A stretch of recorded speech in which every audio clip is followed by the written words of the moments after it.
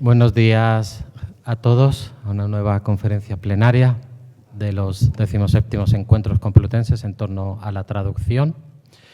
Y es un honor, además de un placer, pues poder presentar a Christiane Nord. Christiane Nord es alguien muy fácil o muy difícil de presentar, según se mire. Muy fácil porque se puede decir Christiane Nord, se presenta solo, ¿no? O difícil porque como uno tenga que... Un poquito más alejado, vale. Bien, mejor así. O difícil porque como uno pretende hacer una selección de todo lo que ha hecho, todo lo que ha escrito, todo, pues ya ahí ya se puede complicar la cosa, ¿no? Bueno, creo que es relevante, y además para la ponencia va a ser relevante, mencionar un poquito que Christiane Nord nació en una familia políglota, su madre era traductora de italiano de inglés, y bueno, quizá alguno pueda contar la anécdota de que por lo visto sus padres cuando no querían que se enteraran los hijos hablaban en inglés, y cuando los hijos aprendieron inglés pasaron al francés, ¿verdad? Sí, bueno, que no dominaban tanto. Que no dominaban tanto. Y además, pues es una saga de traductores que ha continuado, y ya es la tercera generación, ¿verdad?, de traductoras, de momento traductoras. Christiane Nord, pues, se formó en la Universidad de Heidelberg, donde, entre otros maestros, tuvo a Katharina Reis, ¿verdad?, también otro referente muy importante, la teoría de la traducción, la teoría de los scopus, etc. Ha impartido clases en las universidades de Heidelberg, Viena, Hildesheim, Innsbruck y Magdeburgo, donde también fue vicerrectora, y brevemente en numerosas universidades de diferentes países a través del DAAD, con donde también estuvo gestionando, ¿verdad? Además, es doctora honoris causa por la Universidad de Ginebra, en Suiza, y por la Universidad Autónoma de Baja California, en México. Y aquí en España es profesora honoraria de la Facultad de Filología y Traducción de la Universidad de Vigo. Actualmente es profesora emérita de la Hochschule Magdeburg-Stendal y profesora extraordinaria de la University of the Free States en Bloemfontein, en la República de Sudáfrica. Cuenta con cerca de 260 publicaciones en alemán, inglés y español sobre aspectos teóricos, metodológicos y didácticos del funcionalismo en la traducción y la interpretación, entre ellas varias traducciones. Eso sí, Christiane Nord también ha comentado muchas veces que su investigación siempre ha estado enfocada o tenía en mente la formación de traductores, de la que ella es un referente. Así que le doy paso. Bienvenida. Muy bien, muchísimas gracias, Enrique. Buenos días a todos y a todas. Antes de todo, quiero agradecer, como es de rigor, a los organizadores de estos encuentros. Asistí, si no me equivoco, a los terceros y cuartos, algo así, pero muchos años, hace en el siglo pasado. Y pisar el piso de este edificio es particularmente emocionante porque hace exactamente 60 años que por primera vez entré en este edificio de la Facultad de Filosofía y Letras, entonces, para asistir a un curso de español para extranjeros. Y ya verán el resultado. Primero voy a presentar los tres.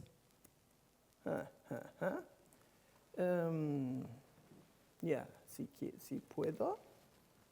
No, pero funcionó antes. Sí. Vamos, no volverá. Quizás se ha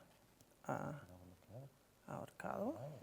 Lo hemos probado todo y funcionó. Y ahora ese pequeño ratoncito electrónico. La página, a lo mejor es que hay un bloque numérico aquí. Aquí. Muy bien, muy bien. así. Aquí estamos, ¿no? Los protagonistas de esta presentación, que son primero Jaime Pintor, licenciado de Derecho, periodista, poeta y ensayista, admirador y traductor, sobre todo de poesías de Rainer Maria Rilke, sobre el que voy a hablar decir algunas pocas palabras después. Incluido al lado de Cesare Pavese, Giuseppe Ungaretti y otros, en la antología de los 51 poeti italiani del Novecento de Pier Vincenzo Mengallo, con 3 de sus traducciones de Rilke. Pintor es conocido más como traductor que como poeta, lo que es muy interesante para nosotros.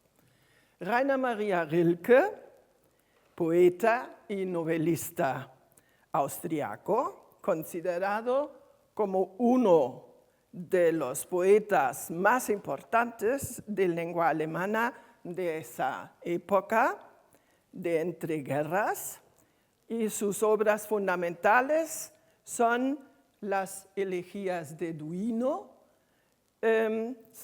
los sonetos a Orfeo, los apuntes de Malte Lauritz Brigge y las poesías, poesía. Y finalmente, but not least, Ilse Bessel, traductora de italiano e inglés, licenciada en traducción, formada en la Universidad de Heidelberg entre 1939 y 1942. Entonces, en la guerra había trimestres, es decir, 2 años correspondían a lo que hoy serían 3 años con semestres, ¿no? Trimestres y 4 por año. Bien. Empecemos con Ilse Bessel, que, dicho sea de paso, es mi madre. Fue mi madre. Bueno, en 1939, la joven alemana Ilse Bessel emprendió la carrera de traducción en la Universidad de Heidelberg, eligiendo inglés e italiano como lenguas extranjeras, porque Alemania era aliada de Italia, y por eso quizás italiano era algo que le interesaba mucho, la lengua y cultura italiana. En 1940 pasó algunos meses en Perugia para perfeccionar sus conocimientos de la lengua y cultura italiana, paralelamente a lo que he dicho sobre su servidora. Los currículums se parecen bastante. En una carta a sus padres, escribe, claro, en alemán, traducido ahora por mí: ayudo a un joven italiano, doctor de Derecho, llamado Pintor, que se interesa más por la literatura que por la jurisprudencia, a traducir un libro al italiano, todavía no Rilke. Es decir, hago lo que puedo, él corrige mis faltas, y esto es un ejercicio maravilloso para mí. Ha traducido ya cosas de Rilke, Hofmannsthal e incluso Stefan George, a quien mi madre amaba mucho, al poeta, no al hombre, lo que significa algo, dice ella. Y le impresionan sobre todo sus traducciones de las poesías de Rilke. Y escribe en otra carta, me ha mostrado 2 poesías de Rilke que son tan increíblemente buenas que en italiano me gustan más que en alemán. Y esto es importante, no se nota que son traducciones. Ok, Ilse Bessel II.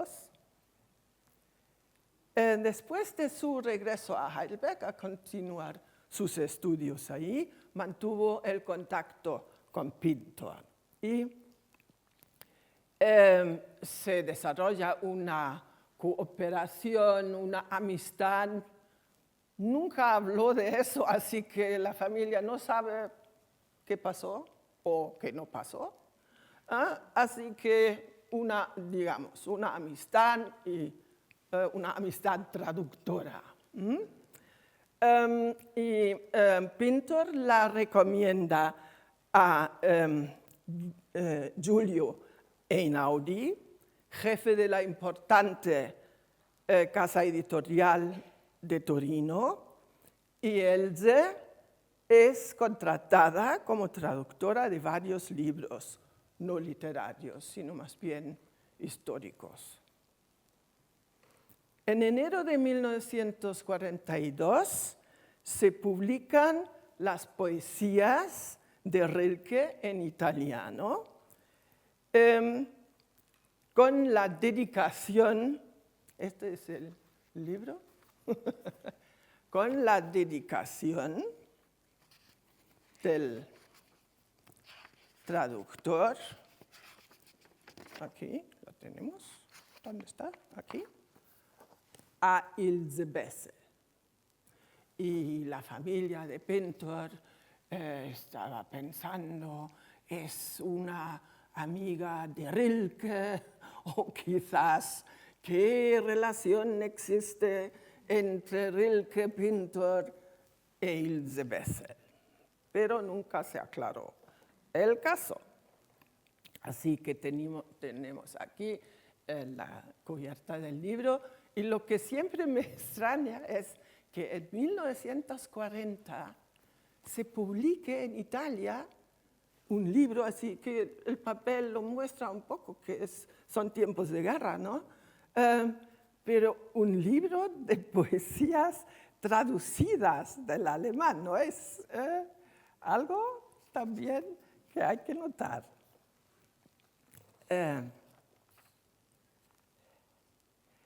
No sabemos si Ilse Bessel se enteró de la muerte prematura de Pintor en diciembre de 1943, porque entre tanto su vida había tomado otro rumbo distinto, se había casado y dado a luz a una hija que iba a ser traductora.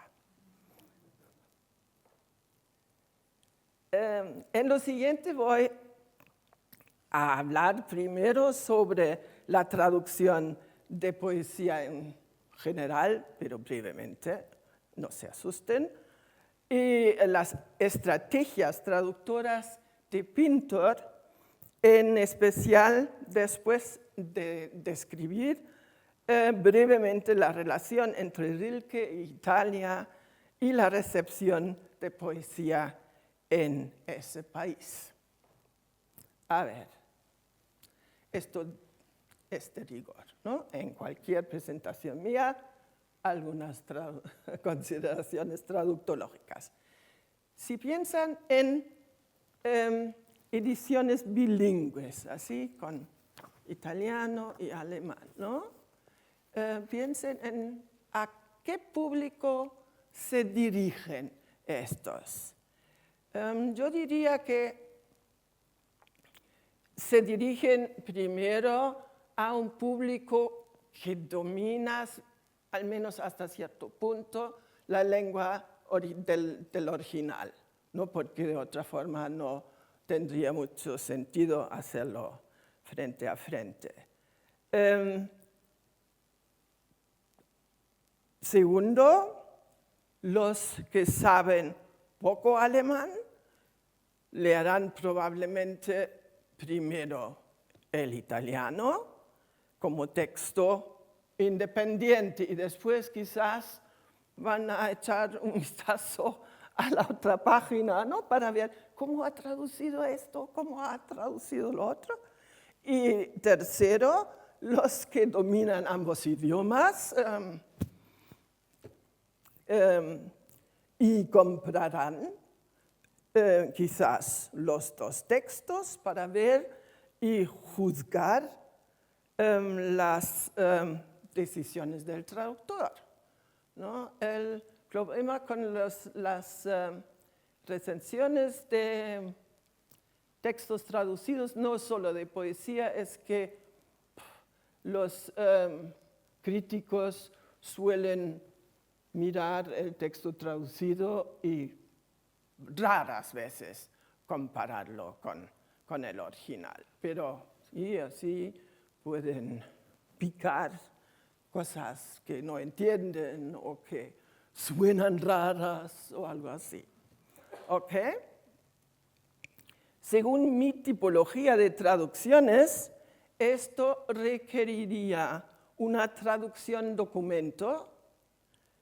No documental, por favor, es un error de traducción, porque el español tiene esa posibilidad fantástica de formar compuestos, ¿no? Una traducción documento, una traducción que es un documento, que documenta algo.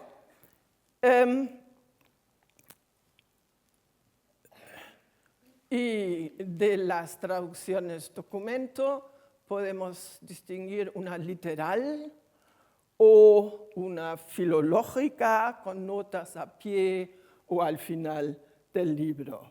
Voy a mostrárselo en un minuto. Por otra parte, en la Italia de los años 40, las ediciones bilingües no eran muy comunes, de modo que no había un marco de referencia establecido para la recepción de tales publicaciones. Por lo tanto, no es de extrañar que Pintor pueda atreverse a presentar una traducción más bien de tipo traducción instrumento, homóloga, típica de las ediciones monolingües, como veremos más tarde. Así que esto es el esquema, más o menos, no hay que leerlo completo. Y aquí tenemos las traducciones documento, y aquí la filológica con las notas, ¿no? Y aquí las traducciones de instrumento, de poesía muchas veces, en ediciones monolingües, la homóloga, ¿no?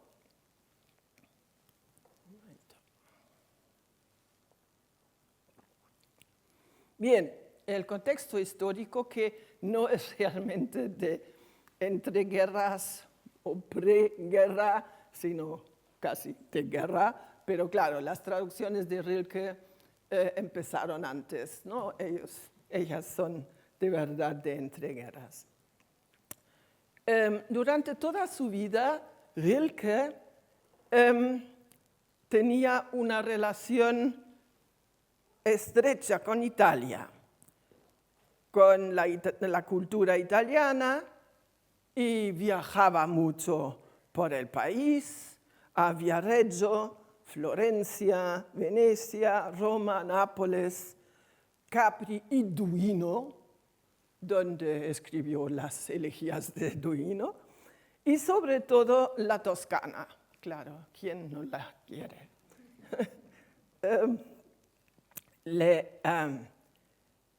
La armonía entre micro y macrocosmos era su tema de la vida.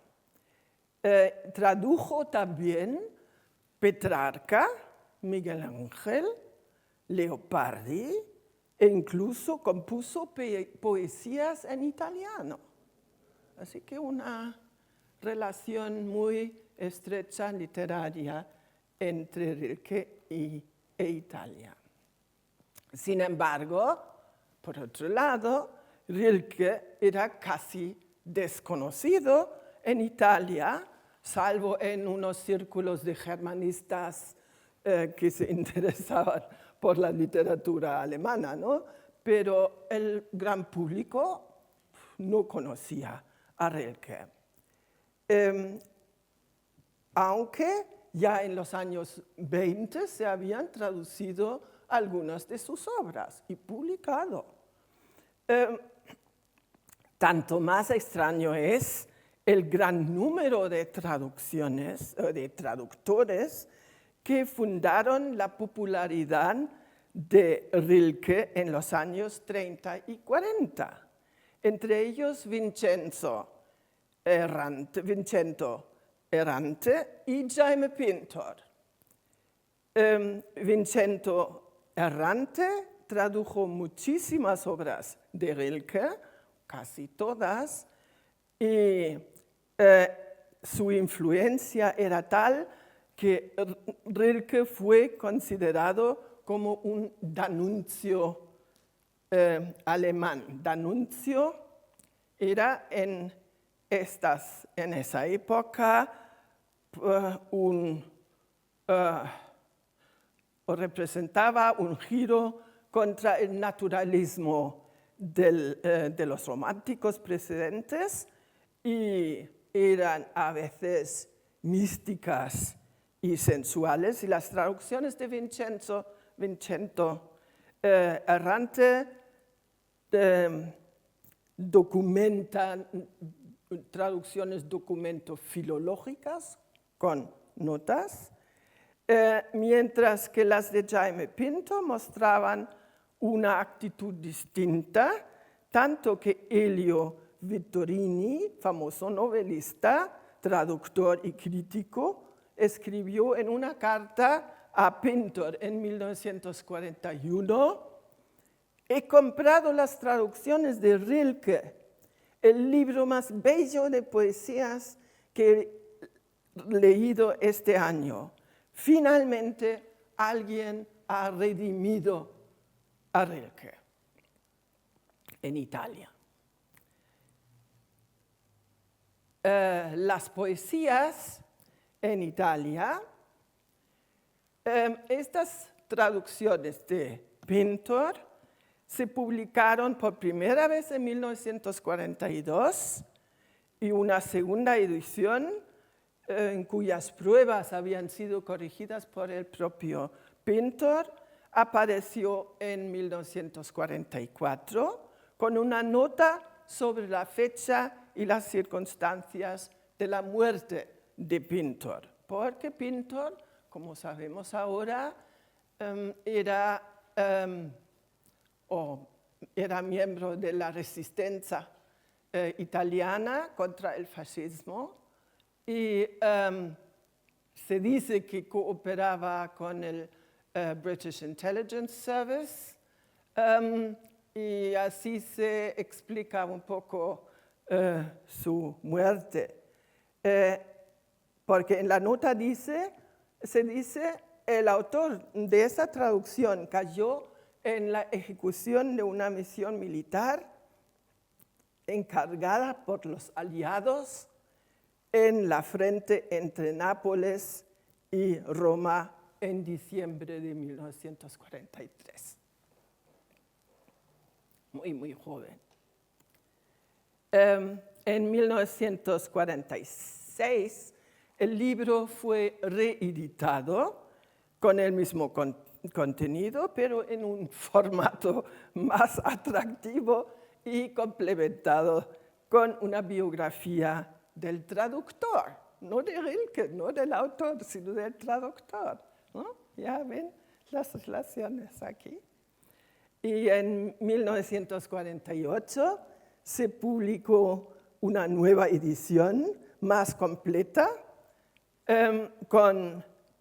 bajo el título Poesie et Prose de Rainer Maria Rilke, con algunas poesías de otros autores alemanes, y en 1955 se añadió un prefacio de Franco Fortini.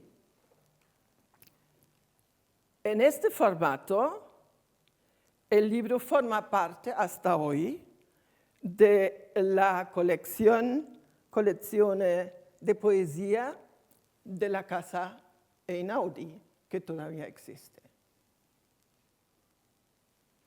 Después de la guerra, las editoras italianas se negaron a publicar las obras de Rilke, y por la afiliación de su primer traductor, Vincenzo Errante,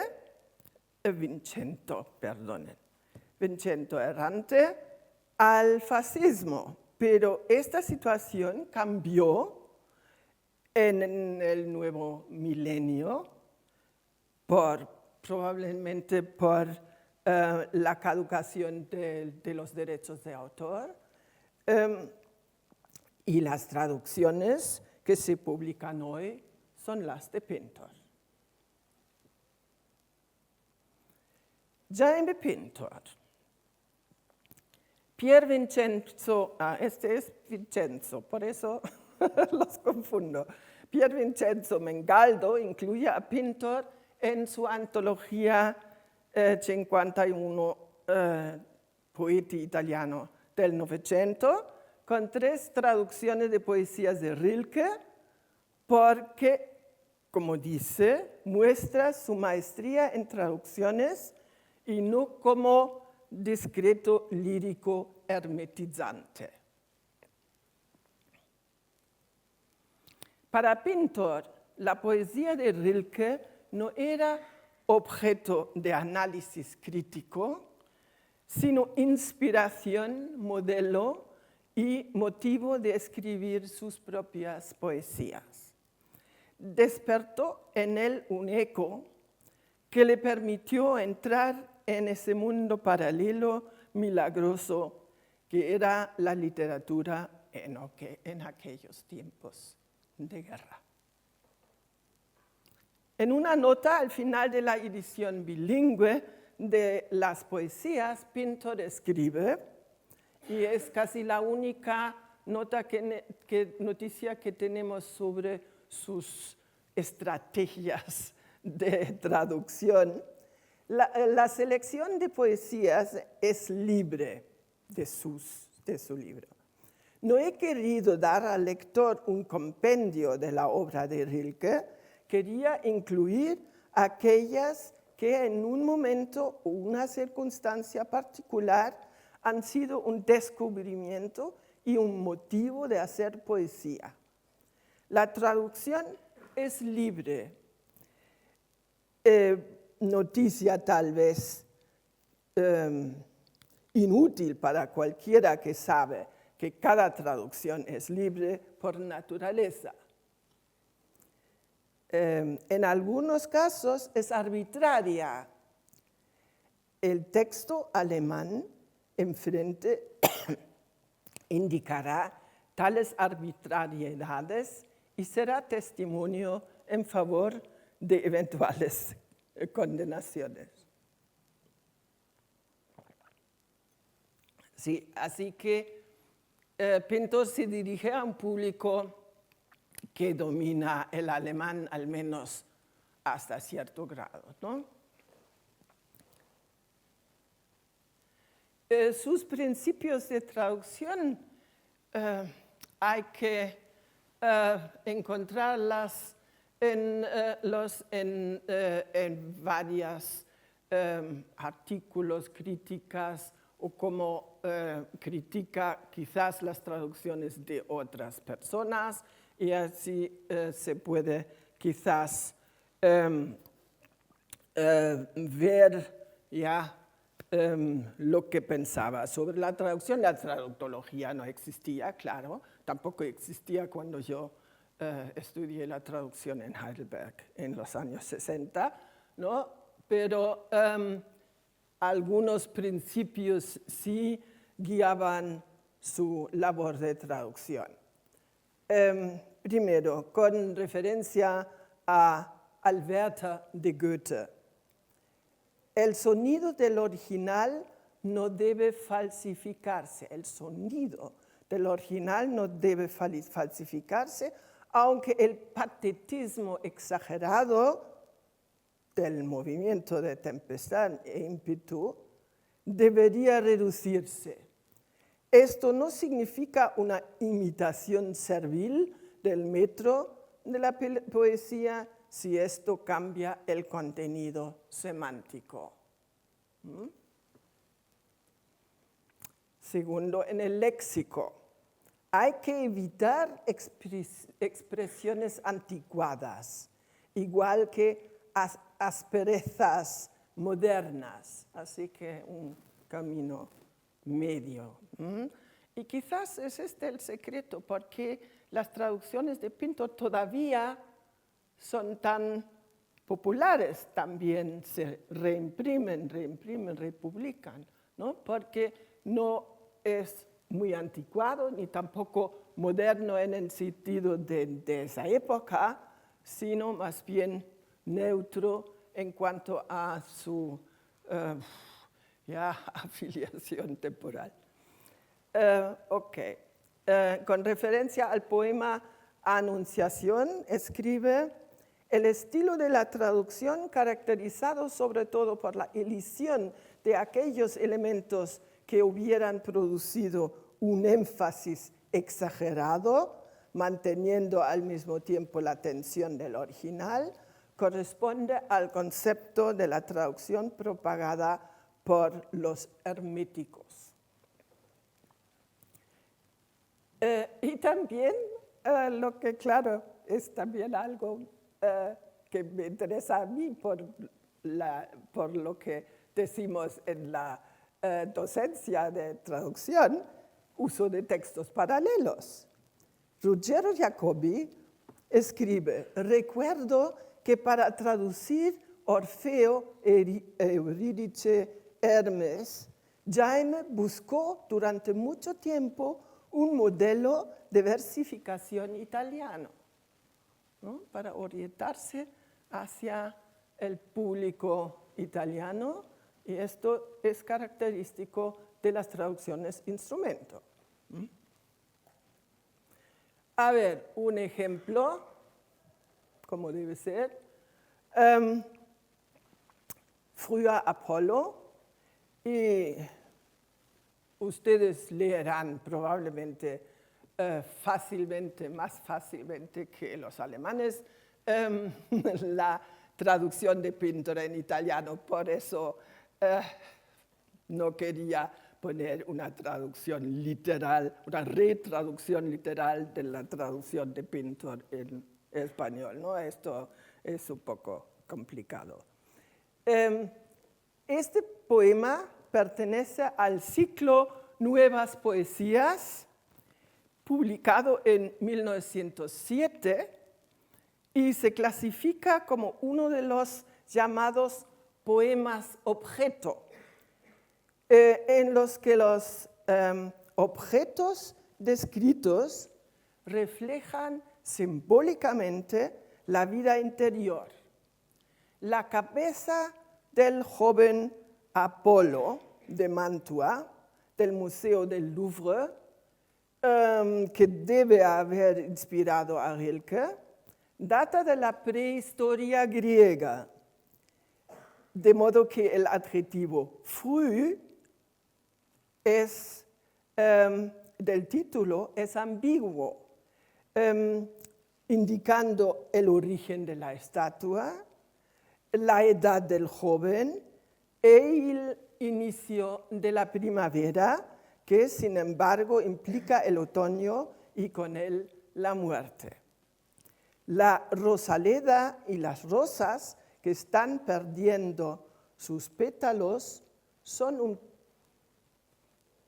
símbolo muy frecuente en Rilke. la mirada del observador anda de los ojos, la mirada, schauen es mirar, anda, aquí tienen las marcas en amarillo, ¿no? Anda de los ojos, pasando por la sien y las cejas a la boca. Con cada elemento se asocia el atributo correspondiente de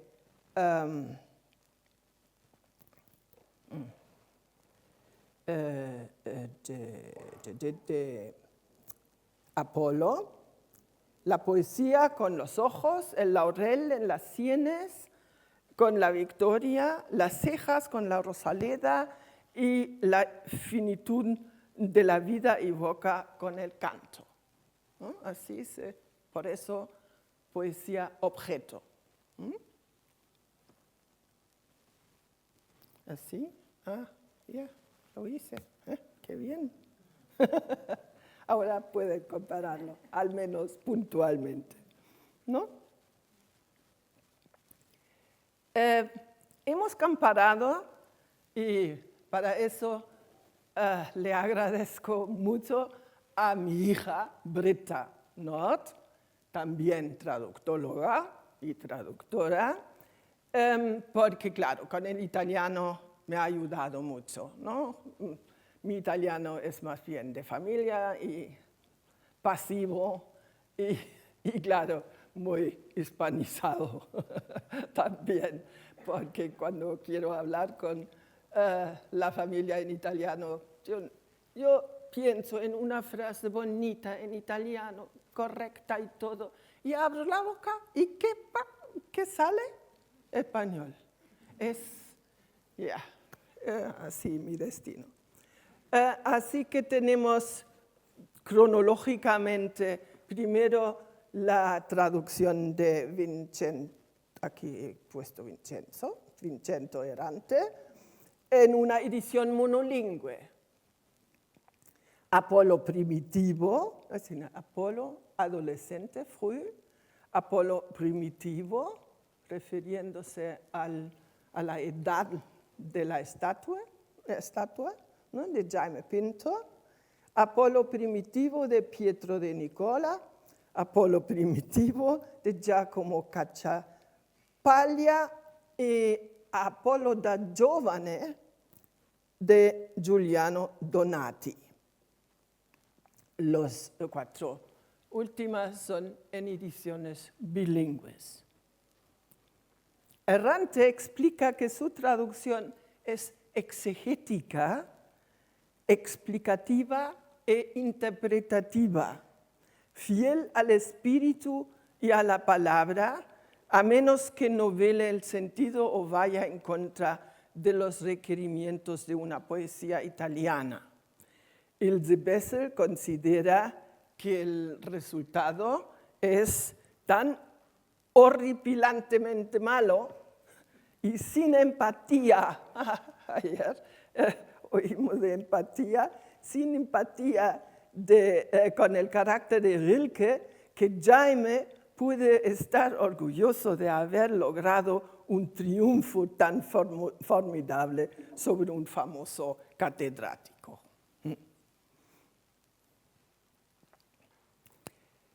Se trata de un soneto con rimas de esquema A-B-A-B en los cuartetos y A-B-A en el primer tercio y A-A-B sorprendente en el segundo terceto. Así que no es completamente la forma del soneto clásico, sino un poco cambiado. Pintor es el único que tiene rimas y asonancias. Solo con rimas no era posible, pero las asonancias, que en español también, o quizás son más importantes que las rimas, ¿no? en alemán son las rimas las que son más importantes. Y del esquema ABAB, ABBA, ABA, que desvía del soneto clásico. Salvo Donati, todos los otros utilizan el endecasílabo. Errante se caracteriza por los arcaísmos léxicos y sintácticos típicos de la lírica italiana tradicional. En contraste, el estilo de Donati es marcadamente prosaico. Se pueden comparar las 5 versiones bastante bien. Los títulos enfatizan los diversos significados de Früh, Pintor, de Nicola y Cachapaglia, primitivo, aluden a la originalidad, mientras que Errante y Donati resaltan el aspecto de la juventud de la figura. En cuanto al contenido y el sentido del poema, vemos una escala desde una rígida literalidad en Cachapaglia y de Nicola hasta una libertad extrema en Donati, con Errante y Pintor en una posición intermedia. Aunque sus soluciones son a veces pura fantasía, por razones distintas, las expansiones de Errante sirven al patetismo, mientras que las libertades que se permite Pintor se deben sobre todo a las exigencias de la rima y la asonancia. Bueno, consideraciones finales, ya llegamos al final. Cada una de las 5 traducciones, diría yo, tiene su justificación, porque añade otra faceta al Rilke italiano. Y por eso se puede decir cuantas más traducciones de un mismo texto, mejor, especialmente en la lírica, ¿no? Cuya interpretación no está a la vista tan claramente. Para mí y mi hija Britta, hija y nieta de Ilse Bessel, la traducción de Jaime Pintor, claro está, naturalmente un significado específico. Más de 80 años después de la publicación de sus traducciones, sigue válido lo que Fortini, en su prólogo a la última edición de las poesías, afirmó en 1955. En español sería: de tantas valerosas traducciones de Rilke que se conocen en nuestra lengua, Errante, Traverso, Paoli, Zampa, son las de Jaime Pintor las que todavía nos parecen ser las más auténticas, o mejor dicho, las que con mayor acierto artístico manifiestan el momento del encuentro y de la influencia de Rilke sobre nuestra poesía, conservando a nosotros la voz gemela del traductor. Muchas gracias por su atención.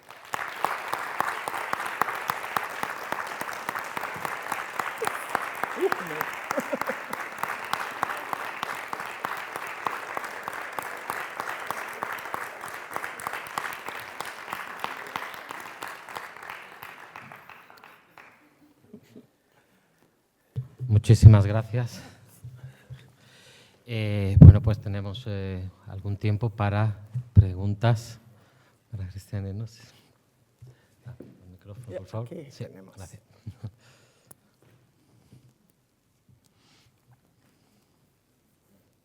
Mira, ahora. ¿Sí?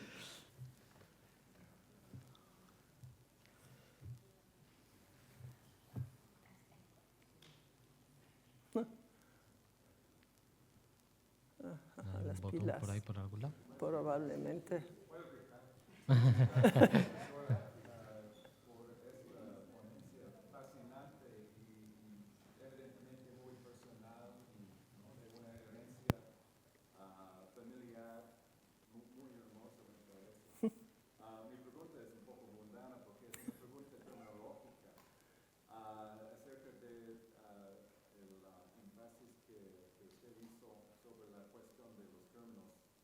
suyos, traducción, documento, Yeah. traducción, instrumento. Es que yo llevo muchos años impartiendo un curso de introducción a la teoría de la traducción en el que se enseña su procedimiento para el análisis de los textos. Sí, Y a través del resumen de Jeremy Munden, que usa los que es un muy buen resumen. que sí, pero él usa los términos en inglés, documentary translation, Yeah. instrumental translation. Ahora por lo que te ha dicho hoy, pienso que quizás no es correcto, que debería ser No, perdone. o solo se trata de español. Solo se trata de español, porque en inglés también digo documentary and instrumental. No existe la posibilidad en inglés de formar esas palabras compuestas que me hubiera gustado, ¿no? Pero no hay manera, así que documentary, instrumental. Is fine in English. No.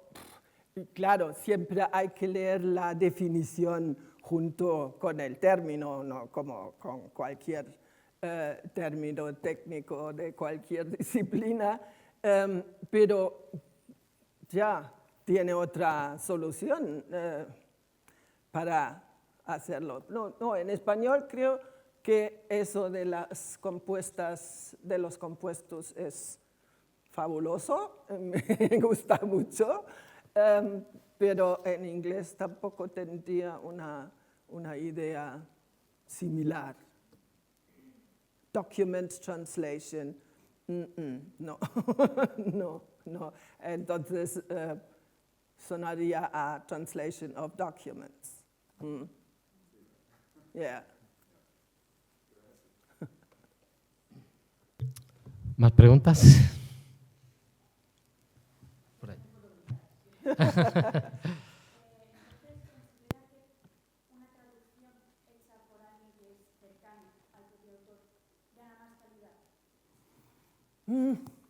No sé, porque yo he traducido, por ejemplo, poesías del latín antiguo hacia alemán y la proximidad era nula. Y espero que también era buena la traducción, ¿no?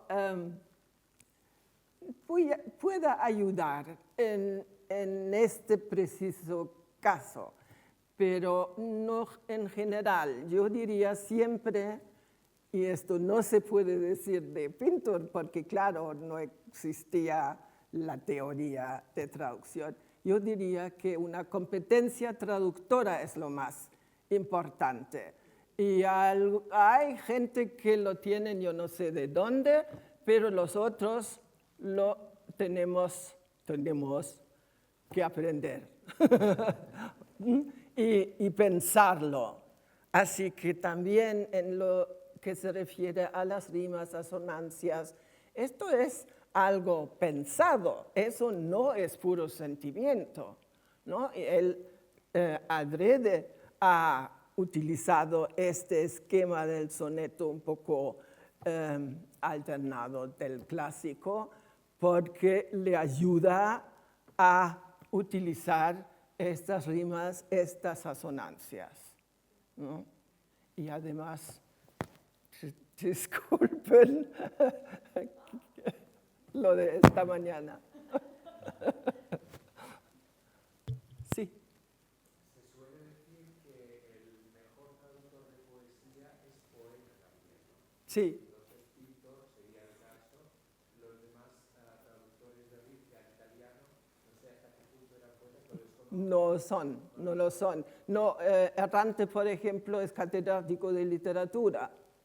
Sabe mucho sobre literatura y bueno, que a Ilse Bessel no le gustaron sus traducciones, sería otra harina de otro costal, ¿no? Sí, sé que esto se dice muchas veces y el caso de Pintor es uno de esos casos y hay varios, pero solamente ser poeta no cualifica, ¿no? Se necesita más que ser poeta. Y quizás la época también juega o desempeña un papel. En qué época, en qué clase de poesía, etcétera, nos movemos. Me sorprende también que sea una traducción que todavía tenga una vigencia. Sí, sí. Realmente Rilke es uno de los poetas más retraducidos Yeah. de la literatura mundial. Entonces me sorprende que tenga esa vigencia Sí, todavía. sí. Ahora, otro aspecto que hay que tomar en cuenta es que después de Errante, Pintor era el primero y los otros conocían, los otros tres, conocían, y muchos más incluso, conocían las versiones de Pintor. Así que en algunos casos ya se ve en los títulos, ¿no? En algunos casos se orientaron hacia lo que hacía Pintor, pero lo más original realmente es la de Jaime Pintor, no hablando de familia. Okay. ¿Más preguntas?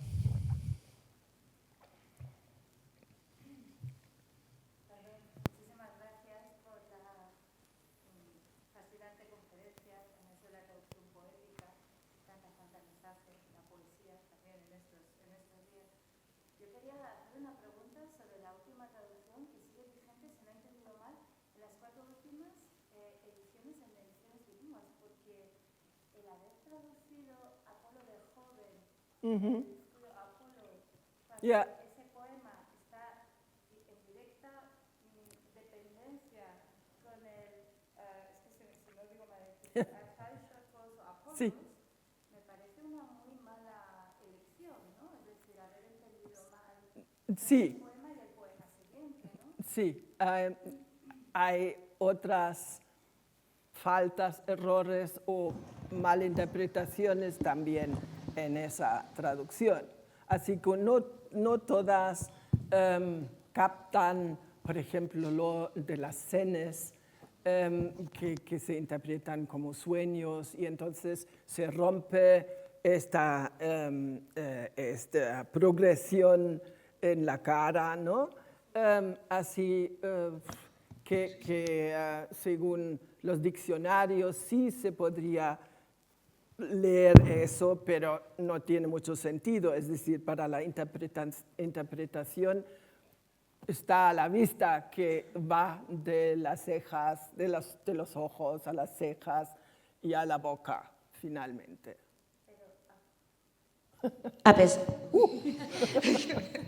Y a pesar de eso, se ha seguido reeditando y ha llegado a la 4ª edición, aún a pesar de todos estos errores que son muy importantes para la interpretación correcta de Rilke. Sí.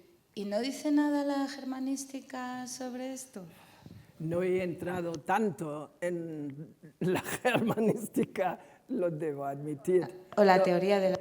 No, ni mi hija ni yo hemos entrado mucho. Hemos visto bastante literatura acerca de Rilke y las interpretaciones de sus poesías, pero no de esta poesía no existe cosas específicas, ¿no? Así que hay que buscarlas dispersas en otras obras. Pero hoy en día con el Internet es más fácil que hace 40 años. Yo le quería también hacer una pregunta. ¿Qué idea, qué principio traductológico de Ilse Bessel, a la sazón su madre, ha estado muy presente en Christiane Nord para estar a favor o para estar en contra?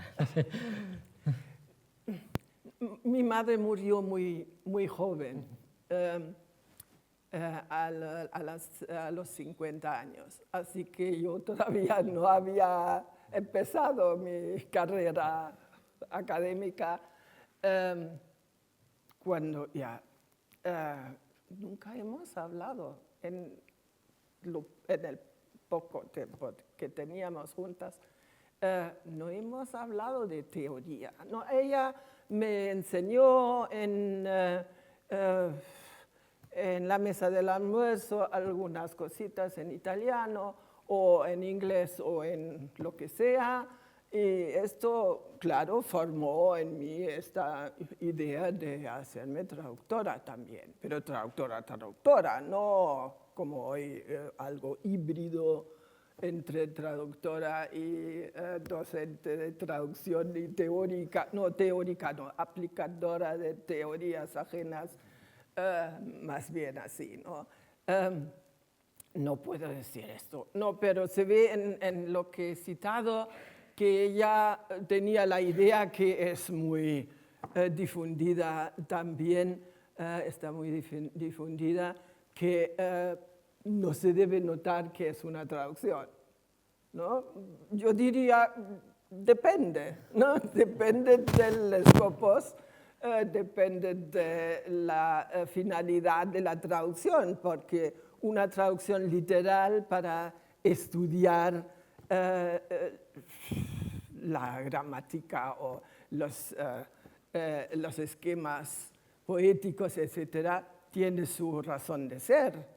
No lo niego, no existe una única traducción, especialmente de un poema como este o como estos de Rilke, en los textos técnicos, económicos, políticos, etcétera, será otra cosa, aunque políticos sí, también es una. Yo he dado seminarios en Palestina con intérpretes que estaban ya todavía estaban activos, intérpretes entre árabe e inglés con americanos, y que me preguntaban, ¿qué hacemos? ¿No? Porque a veces es la selección de una palabra que te localiza en uno u otro lado.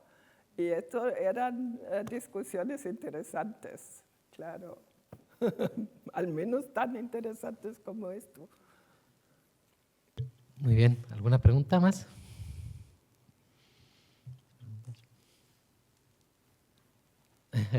Si no hay más preguntas, pues hacemos la pausa para el café y muchísimas gracias, Cristiane. Pues nada, es un placer.